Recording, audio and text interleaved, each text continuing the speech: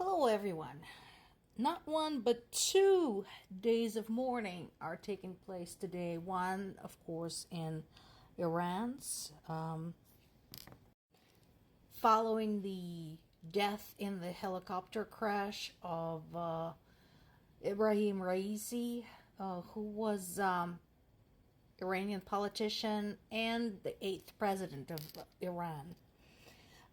There's some scenes of rather exaggerated, bordering on fanatical grief following the death of Raisi. But if you instead read articles and watch videos of Iranians abroad putting in their 2 cents, the picture is quite different.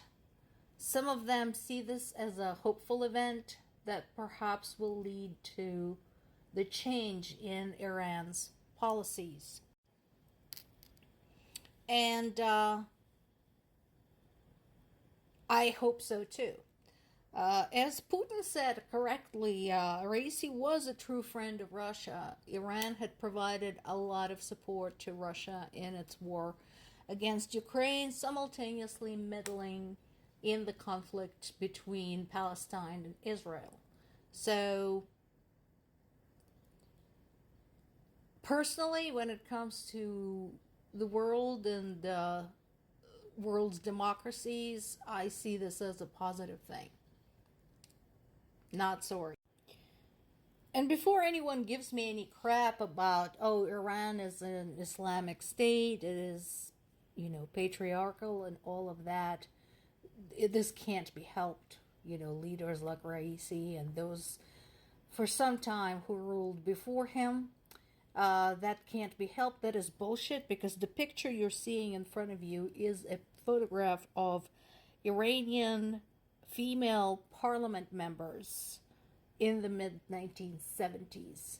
They also had a female minister of women's affairs, Manazak Akami. So, don't tell me that. Like I said, I hope perhaps that this is a chance for Iran to turn around. And the reason I'm reporting on this as part of my reports on Ukraine is, like I said, because Iran until now has been Russia's ally. Another day of mourning has been declared in Kharkiv for a completely different reason. Once again, Russians have unscrupulously targeted civilians. In this particular case, killing 11 people and leaving many wounded. Some of them were at a lakeside recreational area. But again, Russians don't care what they target. The more people, the better. So nowhere is safe. And so people died.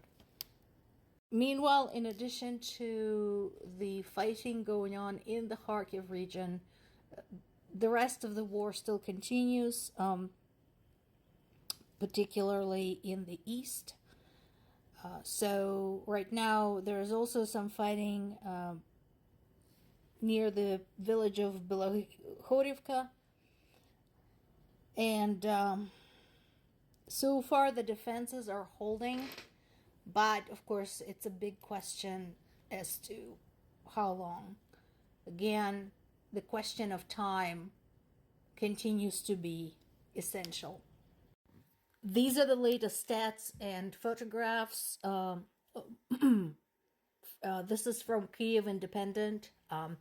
Just a reminder, Kyiv Independent and Censor are two very comprehensive Ukrainian news sources that are available in the English language.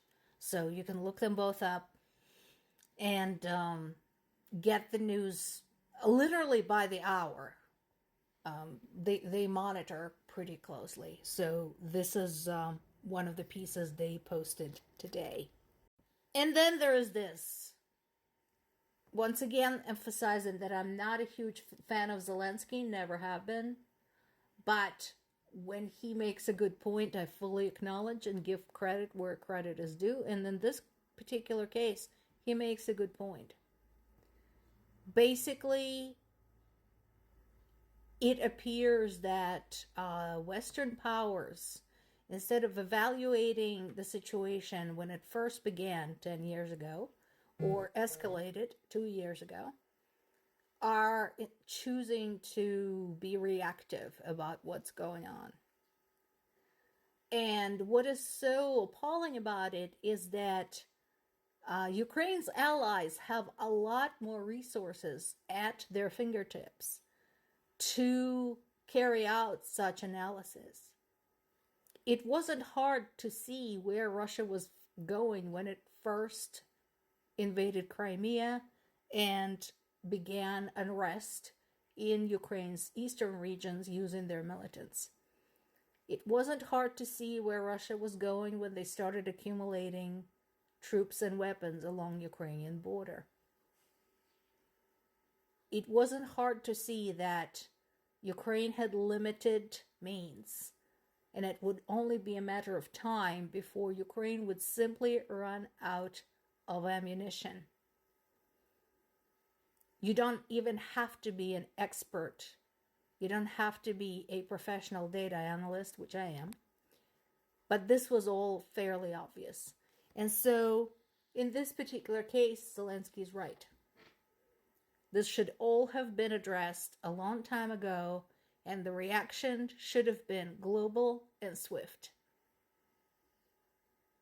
And now, Russia is presenting a very real threat, not only to Ukraine, but to Europe, first of all, and to the world. When he's right, he's right.